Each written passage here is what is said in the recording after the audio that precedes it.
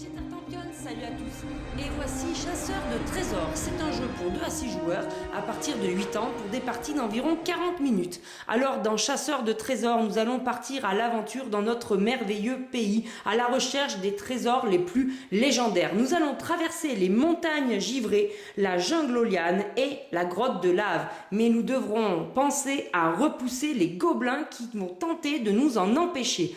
On va faire tout ceci en 5 manches. Vous voyez ici, il y a une échelle avec un jeton pour la première manche. Quand la première manche est finie, on passe ici. Et quand on arrive à la 5e manche, eh bien, la partie est terminée. On n'a plus qu'à compter tous nos trésors. Alors, comment se déroule une manche? Très simplement, en 3 parties.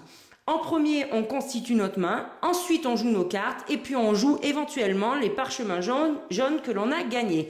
Alors notre main est constituée de 9 cartes qui ont été distribuées par le premier joueur. On va tomber sur des cartes avec de l'argent, comme ici une pièce ou 2 pièces. On va tomber sur des cartes aventuriers qui correspondent aux couleurs des différents mondes que nous allons traverser. Et on va tomber aussi sur des cartes avec des chiens et des pattes représentées. Celui-ci a une valeur de 1. Et puis tout un tas de cartes spéciales qui vont nous aider. Mais ces 9 cartes ne sont pas à nous tout de suite. On va faire ce que l'on appelle une draft. On va choisir une des cartes ici. Donc par exemple, moi je décide de prendre celle-ci. Je la pose face cachée devant moi et je fais passer ce paquet-là au joueur suivant qui va choisir une carte également. Et le joueur qui joue avant moi me donnera son propre paquet et je continue. Je choisis une carte et ainsi de suite. Les paquets comme ça vont tourner de joueur en joueur. Alors dans quel sens est-ce qu'ils tournent? Eh bien, il faut se référer à l'échelle ici. La première manche, la 3e et la 5e, on les fera partir vers la gauche dans le sens des aiguilles d'une montre, mais la 2e et la 4e dans l'autre sens. Alors ça, il ne faudra pas oublier de l'appliquer. Allez, c'est parti. Maintenant, je vous explique comment on va tenter de récupérer les trésors. Pour partir à la recherche des trésors légendaires, nous allons traverser ces 3 mondes en commençant par les montagnes givrées, puis la jungle et la grotte. En 2e étape, on tentera de repousser les gobelins et en 3e étape, on comptera les pièces que l'on aura trouvées de ci, de là. Alors, comment est-ce qu'on fait? On commence par évaluer les montagnes givrées. Alors, on regarde bien ici, tout là-haut. On a 2 pioches de trésors face cachée et on a fait comme ça 2 colonnes. On en a installé un à gauche et un à droite dans chacun des 2 mondes. Et on remarque que dans les montagnes givrées, le trésor de gauche, il n'est pas terrible parce qu'il va nous faire perdre 3 sous. Alors que le trésor de droite, il est bien mieux. Il nous fera gagner 19 sous. Comment est-ce qu'on pourra gagner ces trésors? Eh bien, il faudra faire le total de la somme des valeurs des aventuriers dans la couleur. Waouh, cette phrase, en fait, c'est très simple. Vous regardez votre paquet de cartes et vous jouez les cartes aventuriers qui ont un bord bleu puisqu'on est dans les montagnes givrées et qu'elles sont bleues. Vous êtes obligé de tous les jouer. Vous voyez, moi, j'en ai qu'une. Je vais jouer celle-ci. Je la pose ici devant moi. Pas face cachée, face visible, et chaque joueur va faire pareil. Donc il y a un autre joueur par exemple qui va poser un 2 et il y a un autre joueur qui va poser un 10 et un 4. Et oui, il n'a pas pu éviter d'avoir le plus gros score, ça va lui coûter. En effet, lui, il a le plus gros score, il a joué 2 cartes. Il va donc remporter le trésor de gauche puisque le trésor de gauche est gagné par celui qui a la valeur maximum. C'est écrit ici, il y a max et je vous le donne en 1000. Celui de droite, eh bien oui, il sera gagné par celui qui aura posé la valeur minimum. Alors si on regarde nos cartes, eh bien c'est moi qui ai mis un 1 et qui est donc la valeur minimum. Donc je gagne le trésor à 19, c'est très bien.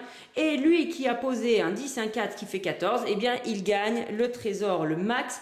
C'est un -3. Celui qui a joué une carte intermédiaire ne gagne pas. Alors si par exemple j'avais été la seule à jouer une carte bleue pendant cette étape-là, eh bien j'aurais remporté les 2 trésors. Donc voilà pour l'étape des montagnes givrées. Ensuite on va faire la même chose avec la jungle. On va évaluer. Celui qui aura le plus grand point aura un trésor à 9 et celui qui aura le plus petit nombre de points dans des cartes vertes gagnera ce parchemin. Alors ceci est un parchemin gris, il nous rapportera des points de victoire en fin de partie.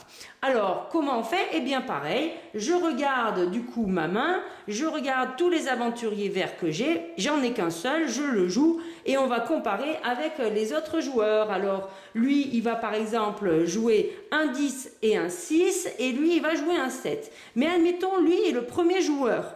Il va jouer son 10 et son 6, il a 16. Mais comme il veut assurer le coup, il veut absolument avoir le trésor avec 9 points de victoire, il ne veut pas avoir le parchemin gris, eh bien il va pouvoir jouer une carte action supplémentaire. En effet, il y a tout un tas de cartes actions qui vont vous permettre de réguler vos scores. Alors, vous auriez pu vous en servir pendant les montagnes givrées, pendant la jungle ou pendant la grotte, peu importe. Lui, il va jouer une épée ici qui a la particularité de lui rajouter 4 points sur une des couleurs de son choix. Eh bien, il le fait tout de suite. Ce qui fait qu'il va avoir un score, si je ne me trompe pas, de 20 points. Donc, il augmente. Les joueurs suivants vont du coup pouvoir réagir. Dès qu'une carte action est rajoutée, tout le monde peut en rajouter une. Eh bien, vous savez quoi? Je ne vais pas me priver. Je vais rajouter un x2 sur mon 12, ce qui fait que je passe à 24. Comme je viens de jouer une carte action, lui aussi il peut réagir. Et qu'est-ce qu'il fait? Hop, il rajoute un plus 4. Donc comme ça, on peut se faire un petit peu la guerre jusqu'à ce que plus personne n'ait carte action. À ce moment-là, on va regarder les totaux et on va attribuer les trésors en fonction. Et on va faire pareil pour le trésor rouge. On va regarder qui c'est qui a le plus grand nombre de points. Les joueurs vont éventuellement compléter avec des cartes actions. Et celui qui aura le plus grand score gagnera la tuile de gauche. Le plus petit score gagnera la tuile de droite. Maintenant, on va regarder comment repousser les gobelins. Et voici nos affreux gobelins qui vont tenter de nous voler nos trésors. Nous allons devoir les repousser. Donc par exemple, ce gobelin-là a besoin d'un chien de valeur 1, on voit une patte dessinée ici, pour pouvoir être repoussé. Si on n'a même pas de chien, eh bien il nous prendra 3 pièces. Le suivant, lui, veut 2 chiens ou un chien de valeur 2 et il nous prendra une pièce si ce n'est pas le cas. Et lui aussi, il veut 2 pattes et lui, il nous prendra 2 pièces si on n'arrive pas à repousser. Alors pour pouvoir repousser les gobelins, il faut des chiens. Donc on va jouer toutes nos cartes chiens, comme on a fait pour les aventuriers. On va les poser et on va les comparer. Là aussi, on peut jouer certaines cartes actions supplémentaires, comme par exemple cette mule mystérieuse qui vous permet de piocher une carte du dessus de la pioche. En cas admettons, je la joue, hop, eh bien, je tombe sur un aventurier, ça ne me sert pas pour l'instant, c'est trop tard, c'est râpé. Mais par exemple, j'aurais pu jouer également cette carte-là qui permet d'empêcher les gobelins de vous voler des pièces. Donc, vous voyez, il y a plusieurs possibilités pendant la partie. Donc, il y a un joueur qui a joué un chien avec une patte, il y a un joueur qui a joué 2 chiens de 2 pattes et un de 2 pattes. Donc, le joueur qui n'a joué qu'un chien de 1 patte va comparer les gobelins un par un. Donc, le premier gobelin, il le repousse, c'est tant mieux. En revanche, le deuxième et le troisième qui veulent 2 pattes, il ne les repousse pas. Eh bien, il doit payer ce qu'il demande. Donc là, il paye 1 pièce. Et pour lui, il va payer 2 pièces. Ensuite, on regarde les autres joueurs. Alors, il y a un joueur qui a joué un chien avec une double patte. Et bien, à ce moment-là, il repousse tous les gobelins. Donc, il ne paye aucune pièce. Et puis, il y a un joueur qui a utilisé 4 pattes. Alors, lui aussi, il les repousse allègrement et ne paye aucune pièce. Alors, vous allez me dire, à quoi ça sert d'avoir 4 pattes par rapport à 2 pattes si chaque gobelin ne vaut que 2 pattes? Et bien, à ce moment-là, on va faire autre chose. On va comparer entre nous nos valeurs de pattes. Donc, lui, il a joué 4. Et lui, il a joué 2, et bien celui qui a joué le plus de pattes va gagner les tuiles gobelins qu'il a repoussées. Donc en l'occurrence ici, eh bien il gagne tout, puisqu'il a réussi à tout repousser. Donc il prend également les pièces des punitions des autres joueurs. Donc vous voyez, c'est quand même intéressant, puisque ça va lui faire 3 pièces supplémentaires, et ces tuiles-là seront retournées en fin de partie, elles vous rapporteront 1 pièce chacune. Donc, c'est intéressant de repousser les gobelins. Maintenant, on va voir comment est-ce qu'on gagne des pièces. Pour gagner des pièces, c'est très simple. Il faut tout simplement jouer les cartes pièces que vous avez réussi à avoir pendant la phase de constitution de la main. Donc, on pourra tomber sur des cartes avec 3 sous, 2 sous ou 1 sou. Donc vous les jouez comme ça devant vous et on vous donne la récompense pour chacune de vos cartes. Donc certains en auront plus, d'autres en auront moins. Ici le joueur il joue 2 cartes de 2 sous, donc il gagne donc 4 sous, et certains joueurs n'auront pas joué de pièces, ils ne gagneront rien à ce moment-là. Avant de vous dire comment est-ce qu'on utilise les parchemins jaunes, je vais vous présenter les cartes actions. Parmi les cartes actions, vous pourrez trouver l'épée de feu. Elle vous permet de rajouter 4 points au total de vos aventuriers et elle fonctionne comme c'est indiqué ici sur les 3 sites. Ensuite, on aura le mercenaire gobelin. Alors lui, carrément, il peut vous rajouter 8 points. Mais en revanche, il vous coûte 3 sous et vous ajoutez 1 sou sur chacune des tuiles gobelins. Comme ça, peut-être que quelqu'un les gagnera après. Ça, c'était le mercenaire gobelin. On a ici la potion rétrécissante. Eh bien, en fait, elle vous permet d'enlever 2 points au total de vos aventuriers. Elle fonctionne également sur les 3 sites. Et on trouve qu'il fonctionne également sur les 3 sites la Belle au bois dormant. Elle n'est pas jolie celle-là? Eh bien, tout simplement, elle vous permet d'annuler la valeur d'une carte jouée. On passe maintenant aux compagnons, aux animaux de compagnie. On va trouver l'ours polaire, le tigre ou le dragon. Eh bien, chacun d'eux vous permettra de doubler le total de vos aventuriers dans le monde concerné. Donc, l'ours polaire, ça sera pour les montagnes givrées, comme ceci. Vous doublerez la totalité.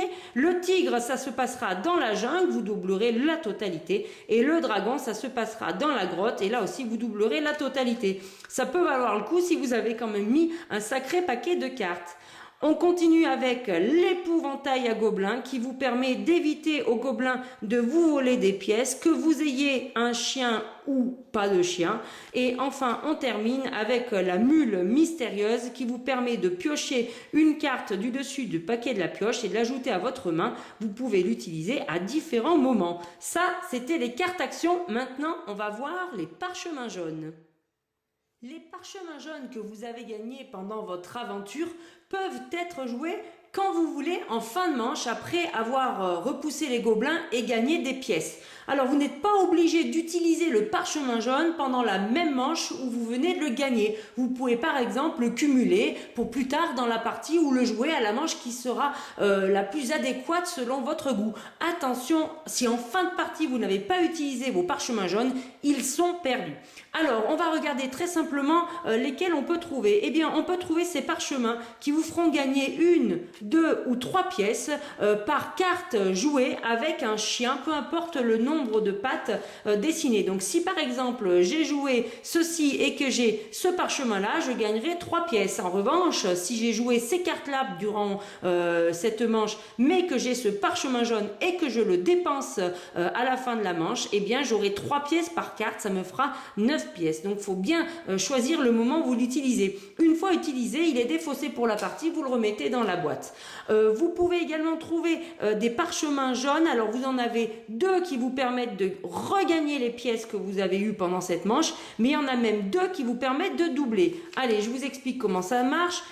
Pendant la manche, vous avez joué ces cartes-là, donc vous avez reçu 5 pièces. Eh bien, si vous utilisez ce parchemin jaune, vous recevez à nouveau 5 pièces. Mais c'est encore mieux, si vous utilisez ce parchemin-là, eh bien vous doublez, vous recevez 10 pièces. Ça vaut le coup, hein?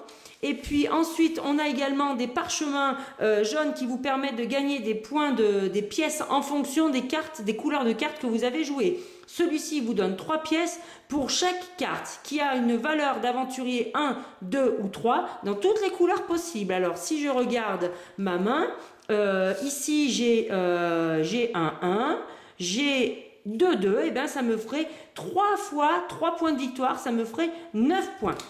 Si par exemple j'avais ce parchemin là, alors là c'est le même principe mais ça joue sur les 4, les 5 et les 6. Alors si je regarde bien ma main, je n'ai qu'un 4, donc je gagne 3 points. Enfin 3 points, 3 sous, hein, mais bon, comme vous gagnez la partie avec ça. Ici, c'est si j'ai des 7, des 8 ou des 9, toutes couleurs confondues, eh bien je n'ai pas de 7, je n'ai que 2 9 si je ne me trompe pas. C'est donc 6 points que je gagne si j'utilise ce parchemin jaune. Et il y a celui-ci qui concerne les cartes de valeur 10, 11 et 12. Je n'ai qu'un 10, donc je gagnerai 3 points. Et puis on retrouve également le même type de carte, mais là c'est une seule couleur. On gagne 1 point, 1 sou, 2 sous ou 3 sous par carte rouge jouée. Eh bien dans mon exemple, je n'ai joué qu'une carte rouge, donc ça sera une fois ces valeurs-là au max. Alors on peut parfaitement cumuler les tuiles parchemin jaune, ça c'est pas gênant. Et puis on a la même chose qui concerne les cartes bleues. Donc les cartes bleues, eh bien moi j'en ai joué 1, 2, 3, 4. Donc si je joue ce parchemin jaune, ça me fait 4 sous. Mais si je joue ici, ce parchemin-là avec 2 sous, ça fera beaucoup plus. Ou avec 3 sous, ça fait encore plus. Et on a la même chose avec du vert. Ce qui fait que si j'ai ce parchemin-là qui me donne 3 pièces par carte verte, j'ai 2 cartes vertes, ça me fera 6 sous. La manche, après avoir utilisé éventuellement vos parchemins jaunes, et bien très simplement, vous allez recharger toutes les cases qui comportent un trésor dans chacun des mondes, hein, colonne par colonne, et puis vous allez également rajouter des tuiles gobelins pour pouvoir les repousser dans cette nouvelle manche. Et du coup, une fois que vous avez fait ça, eh bien, vous allez avancer votre jeton sur la piste des manches en cours, comme ceci. Hop, on passe à la manche suivante et on recommence nos phases de draft, etc. À la fin de la partie, quand vous passez à la 5e manche, eh bien, c'est terminé. On procède au décompte final. On regarde tout d'abord si vous avez réussi à gagner un ou plusieurs parchemins gris. En effet, on ne les utilise que à la fin de la partie. On ne les confond pas avec les parchemins jaunes que l'on peut jouer à chaque fin de manche. Donc il en existe 2 qui vous permettent de gagner 1 sou par trésor, vous voyez, que vous avez devant vous, ou 2 sous par trésor. Donc ça peut être intéressant à jouer. Mais on a également des parchemins gris qui vous permettent de gagner 1 sou par tuile gobelin repoussée ou 2 sous par tuile gobelin repoussée. Vous voyez, ici on les a là et on va les comptabiliser.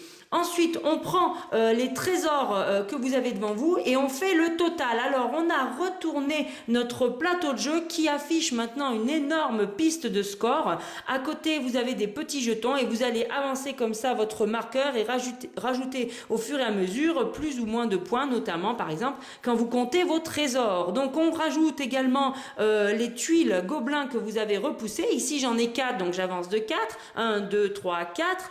Ensuite, on compte pour terminer les sous que vous avez devant vous. Donc vous aurez fait plus ou moins de monnaie. Donc là je rajoute 20, paf, ça m'amène à 44. Je rajoute 10, paf, ça m'amène à 54. Je rajoute à nouveau 10, ça me ramène à 64. Vous allez quand même faire pas mal de points. Et je rajoute 2, hop, 64, 65 et 66. Alors on peut aller très très loin jusqu'à la victoire, car c'est celui qui sera le plus loin sur cette piste de score qui remportera la partie. Et en cas d'égalité éventuellement, eh bien vous partagez la victoire, mais surtout vous rejouez. Et bien voilà pour la règle du jeu les chasseurs de trésors que je vous recommande et je vous dis, amusez-vous bien.